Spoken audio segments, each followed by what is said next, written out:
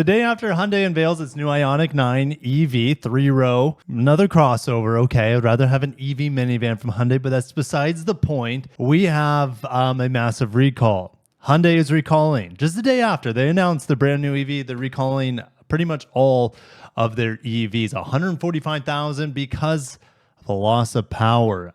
I'm going to break this down today. I'm going to tell you I'm not worried one bit. But Hyundai's also not putting all their eggs into EVs like Volkswagen. We got a lot of news to cover today. Volkswagen, because Volkswagen's still years away from having just a basic hybrid in their lineup. And their EVs really aren't that, besides the ID Buzz, which starts at $60,000, their ID4 is not very desirable. We have so much news today. Most of it is a bit worrisome about the auto industry. So many layoffs around the world. It's not just the United States, it's happening in Europe, it's happening in Asia. We have bankruptcies going on with battery companies, well, ones that are not Chinese.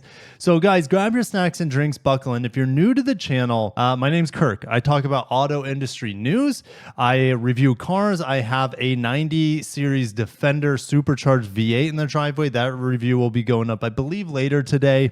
I also need to do a fuel economy test on the Toyota Crown Hybrid Max. And kind of give you guys my final recommendation, whether you should go for that or just a standard Crown or even a Camry, or even a Lexus ES. All right, check out all my Crown videos lately with the Crown Signia. So if you guys enjoy my content, or if you just like cars like I do, make sure to smash the like button, subscribe.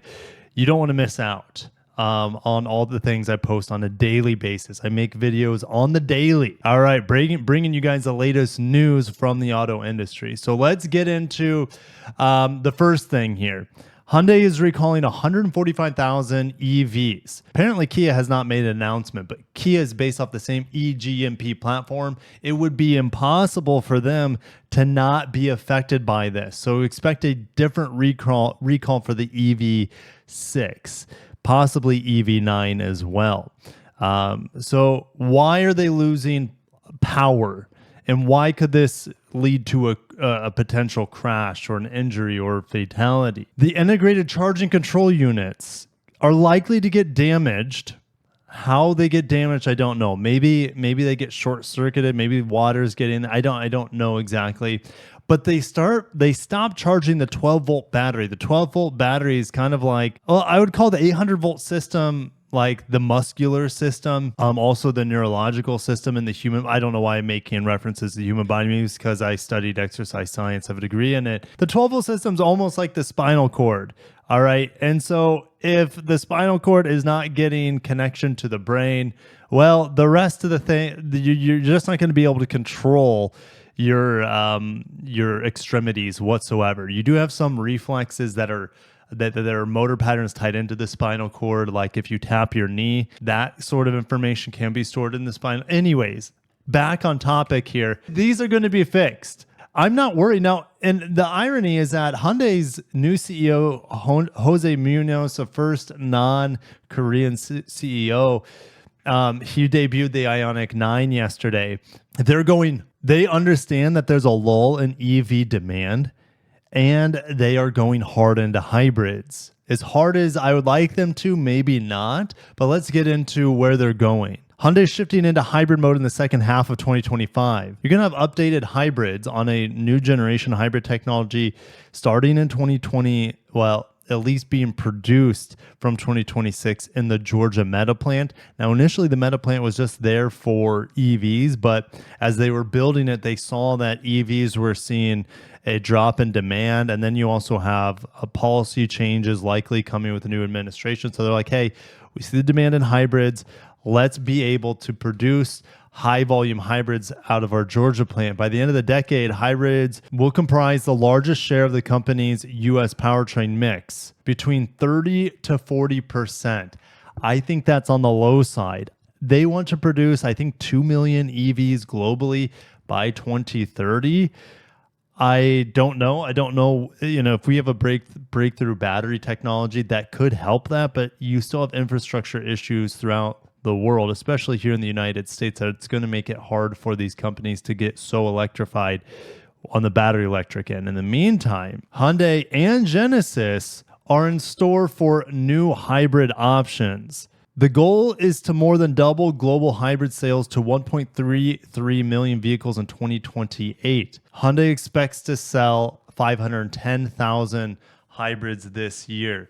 I think the demand could be higher than 1.33, but time will tell. If we just look at the Santa Fe, I only recommend getting the Santa Fe in the hybrid because I don't trust the 8-speed auto, and driving that turbo is very, very laggy due to the ECU software in there to reduce emissions. We have 2 new hybrid technologies on tap, and I was hoping Jose Munoz or anyone from Hyundai yesterday at the LA Auto Show was going to, I was wishing they would shed more light onto their EREV or extended range EV. It's a plug-in hybrid that's been very simplified to have a prioritization on battery electric driving, and then you have a smaller engine on board with no transmission, so it reduces costs, makes it simpler, and you're not going to have the range anxiety as you would on a straight battery electric vehicle.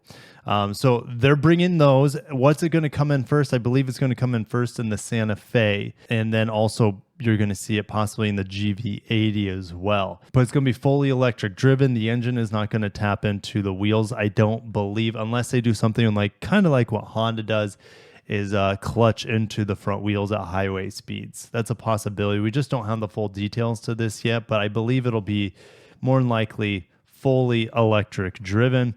Hyundai has a second generation of its existed hybrid system in production vehicles coming in January. I don't know if it's something we don't know about already. Now, Genesis is supposed to be getting the second gen hybrid system. Yesterday, Kia unveiled their new Sportage, or should I say refresh Sportage. It gets a few more horsepower, but I don't know how that would be qualified as like a second generation hybrid. All right. Hopefully we get something more advanced than what we're just seeing on just minor improvements in power and efficiency. So it'll be fun to see. Hopefully we get some big announcement in January for EREVs and the second gen hybrid system, but we have so much more news to get through. Northvolt is seeking bankruptcy. This was supposed to be the golden ticket company to produce batteries for EVs in Europe. Well, with EV demand the way it is, as well as Chinese battery companies just having the complete supply chain under their wing, it's just a recipe for disaster. So rest in peace, Northvolt. The CEO also is stepping down. The company needs $1.2 billion. Unless there's some really big time investor going to dump the money in this, I just don't see it. You're not going to see like Volkswagen pump money into this. Volkswagen already pumped into Rivian. What was it? Over $5 billion. And Volkswagen, as we're going to find out here in a little bit, is just like they're sinking. So let's move on to Volkswagen. Volkswagen proposes. So this is the thing that was going on last week. Volkswagen's like, hey, we're going to have to close 3 plants. The only way we don't close 3 plants, which has never happened before in German Volkswagen history, they've never closed a plant before. They're like, okay, well, it's bad. Our car's not selling well. We can't be profitable, so we have to close 3 plants. So the Volkswagen Auto Workers Union's like, okay, don't close the plants. We're going to take like a pay cut here. Even with $1.6 billion of pay cuts, will we see no plant closures? I have no idea. It's a crap show in Europe right now, and potentially here in the United States. So yesterday we got the reveal of the Tiguan, the new Tiguan. It looks pretty good. It has 1 engine option, the EA 888 2-liter turbo. Great engine. Really enjoy it. Reliable. To my understanding, it's highly tunable if you guys are tuners out there. But it now has 201 horsepower in the Tiguan. But hybrids are still years away. No plans to bring a hybrid. They don't even have a timeline, which is mind-blowing. No timeline to bring it. It just says at least a few years away. So what's a few years? 3? So we're talking minimum 3 years to maybe have a hybrid in the United States. Absolutely clueless, all right, as hybrids are printing money for the Koreans, for the Japanese, Ford is doing well with the small amount of hybrids they have. I don't know about the F-150 hybrid, but for sure in the Maverick, that is printing money for Ford. And high wage Germany. Yes, the average wages in Germany equate to about $70 per hour for an auto worker, which is like, what, more than double? Maybe triple what we have here in the United States. In an internal memo by Volkswagen Works Council reviewed by Reuters, the data underscores the company's challenge to remain competitive in its pricey home market as cheaper models from China arrive. Now, ironically, Germany voted against the tariffs on Chinese cars. And the reason is like, okay, well, we can sacrifice our home market. We're not even profitable there anyway. So let's just, leave the ship burning and let's focus on China because that's where we make most of their sales. Meanwhile, in China, their sales are plummeting fast. So they're like in a lose-lose-lose situation.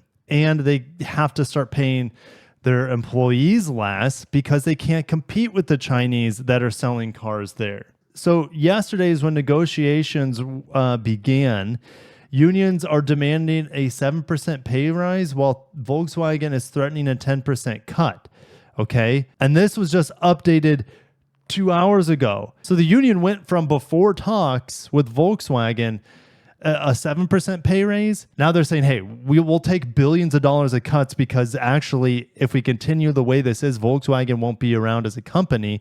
So we have to start taking less money from Volkswagen to pay the workers. Which workers are going to be happy about this? I guess here's the thing. Either go unemployed, not have a job, or continue on and make less money. How much less money? I don't know. I mean, Germany is one of the most expensive places in the world to live. I don't think the auto workers there are getting rich, even though they get paid more than anywhere else in the world. I don't think they're getting rich. And the proportion of revenue spent on labor at Volkswagen globally has fallen from 18% in 2020 to 15% in 2023. But that ratio still exceeds BMW, Mercedes-Benz, and Stellantis, which spent between 9.5% and 11% in 2023. So they're paying about double in some cases of what their competitors are paying their auto workers. I mean, Porsche is a part of Volkswagen Group, but Porsche, that's the thing. Porsches are high-end vehicles. You think they'd be paying their workers more? No. Same thing with Mercedes-Benz, BMW.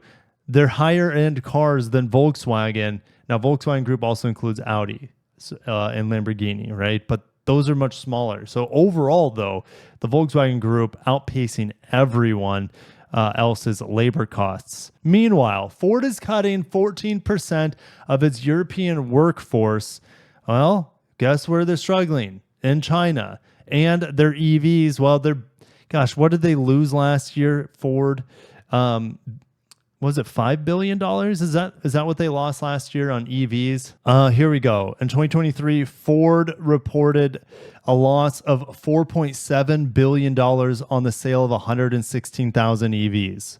So going back to this article, Ford cutting 14% of their European workforce. That's 4,000 jobs by 2027 as it struggles to sell its new BEVs from a slow in EV demand in the region in Europe and increasing competition from Chinese rivals. Most of the cuts will happen in Germany. It's not just Volkswagen struggling in Germany with German production. 2,900 jobs from Ford is being cut in Germany, 800 jobs eliminated in the UK, 300 in other European markets. Globally, the layoffs represent only about 2.3% of Ford's total workforce of 174,000 units. Ford is also reducing the production of its Explorer and Capri electric SUVs at its factory in Cologne, Germany, because of slow demand, putting employees there on short-time work. The reduced shifts will continue throughout the first quarter of 2025. Guys, this is just the beginning of reducing shifts, laying off people.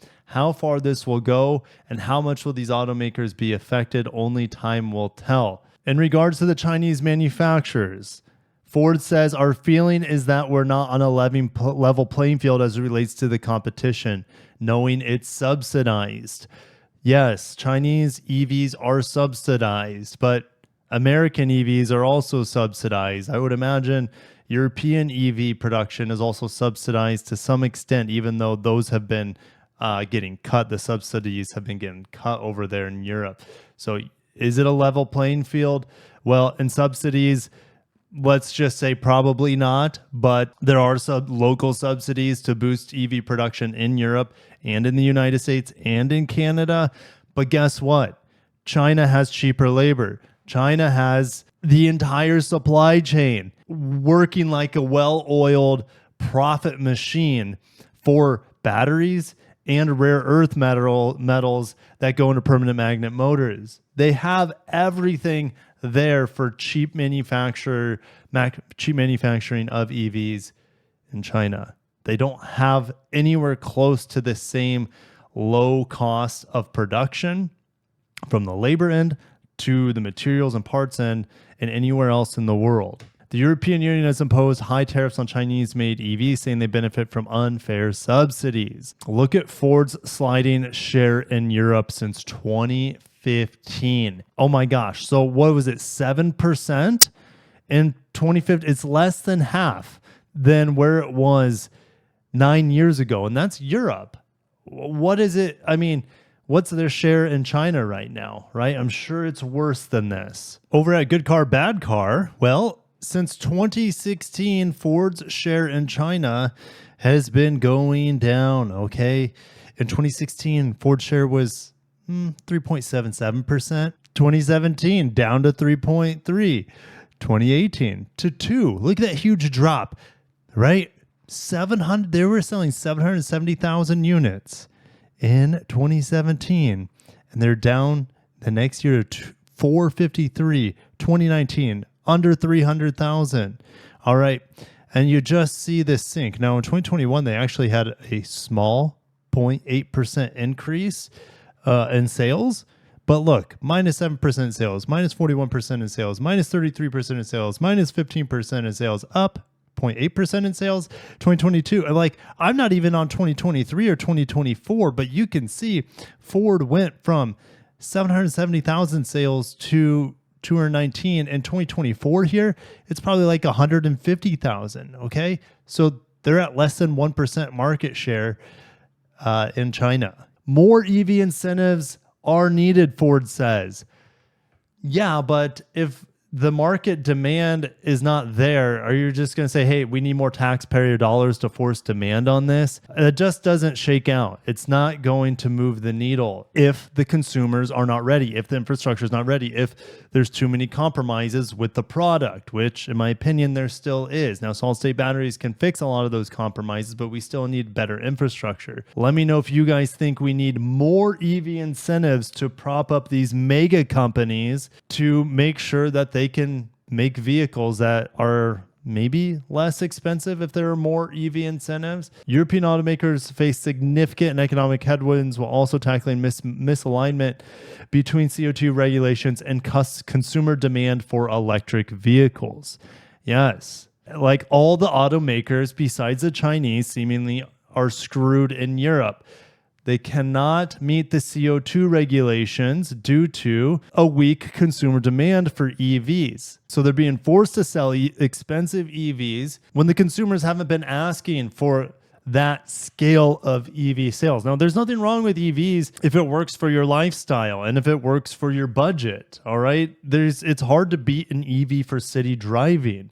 They're quiet, instant power, and they're very efficient in town. It's just that they're more expensive on average, and they have issues in terms of long range for the average consumer. The average consumer doesn't want to think about having to stop, go out of their way on an out-of-town trip just to charge, assuming the chargers are up and running. And then you got to wait 30 minutes, maybe more, to top off the battery just to 80%. So you don't, we know that charging rates slow down after 80% to protect the longevity of the battery. Now, if we have solid state batteries, they'll charge like that. Let's say 10 minutes, you go from 10 to 90% or whatever, perfect world, that will change consumer demand. Absolutely. But in the meantime, we just have too many compromises on these BEVs. If you're taking them out of town or if you cannot charge them at your house, that's a huge compromise. If you're paying public charging rates, gasoline is like cheaper in many places. if you drive a fuel efficient hybrid or something like that. British government is forcing automakers that 22% of their passenger car sales this year are zero emission full electric cars or face fines. The EU wants to impose tighter restrictions on CO2 emissions just next year, which means 20% of their sales will need to be EVs.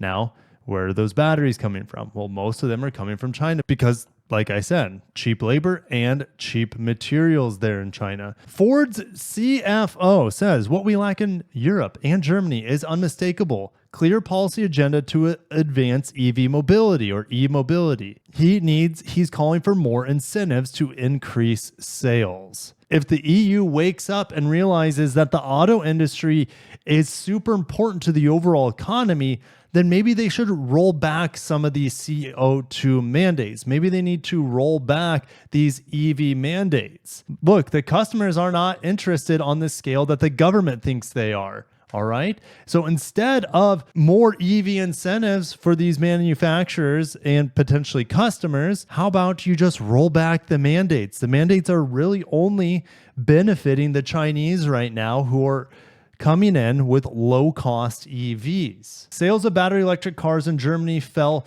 28% through September following the government's decision to drop EV purchase incentives. Overall, European BEV sales fell 2.5% over the same time frame, with the decline in Germany offset by increases in other markets, including the UK. Meanwhile, I could keep going. Nissan's bleeding cash. There's also another Nissan article here. Nissan is restructuring their Thai operations, affecting 1,000 workers. So we're having the auto market getting shaken up by cheap Chinese automakers, automobiles from Chinese automakers being successful in Southeast Asia. And so we're seeing huge layoffs. Nissan wants to eliminate 9,000 jobs worldwide, 1,000 workers in Southeast Asia, in Thailand. What's this one? Stellantis announces more production stoppages amid talks with Rome. Italy wants more car production out of Stellantis, but Stellantis is informing unions to pause production in the Termoli engine plant and the Casino auto factory. And workers, of course, going to be furloughed during those stoppages, which are affecting Fiat and Alfa Romeo brands. The only manufacturer I mentioned today that's doing well and will continue to do well is Hyundai. Hyundai has a multi-pathway approach, a lot like Toyota, a lot like Honda, but Honda's more focused on going battery electric than even Hyundai is. Okay, Hyundai keeps coming out with EVs, more options in their EV lineup, as well as Kia, but they realize, hey, the consumer wants more hybrids in North America. And Hyundai's share, to my understanding, in Europe is going down a little bit. They are putting most of their eggs in the North American basket. And naming Jose Munoz as CEO is evidence of that, and their new meta plant in Georgia, where they're going to be building EVs and next-gen hybrids. So exciting stuff. If you're Hyundai, Europe's a complete dumpster fire. China's doing well with their own companies, especially in Asia and potentially in Europe. It's fascinating. Meanwhile, we're kind of insulated here in the United States with the Chinese tariffs, 100% tariff on Chinese EVs. Could we eventually see Chinese EVs in America? Absolutely. If they build and sell those vehicles here in North America. And Trump might shut down Chinese companies in Mexico, selling them in out of Mexico into the United States. I think Trump's okay with selling Chinese EVs if they're built here in the United States. But the current administration says, no. We're actually going to ban all Chinese software and hardware pieces as well. Who knows what's going to happen? It's very exciting. And that's why I love doing what I do.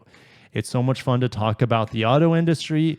More than ever, it seems to be more politicized, which has its pros and cons. It's exciting to talk about when you see governments overreaching and forcing unrealistic emissions regulations. So anyways, I am going to shut it down there. Thank you guys for watching. I will catch you in the comments as always. I'm always excited to see those who disagree with some of my takes.